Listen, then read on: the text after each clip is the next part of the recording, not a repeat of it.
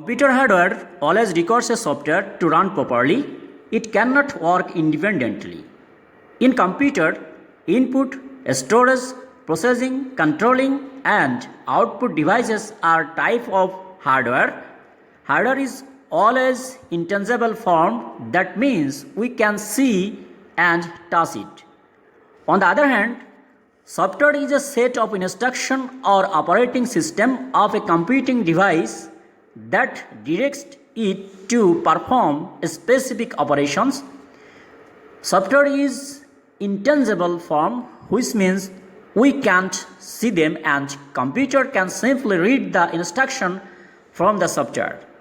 Hardware is like a brain and software is like a memory in computer. We can see the brain but not the memory. Computer software includes computer programs, applications, operating systems, libraries, and their associated documentation. Software is generally written in a machine's language that is known as machine's code.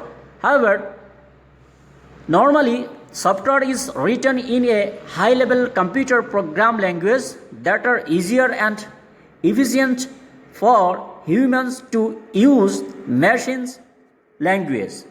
These languages are translated using the method of compilation or interpretation or combination of both into machine language.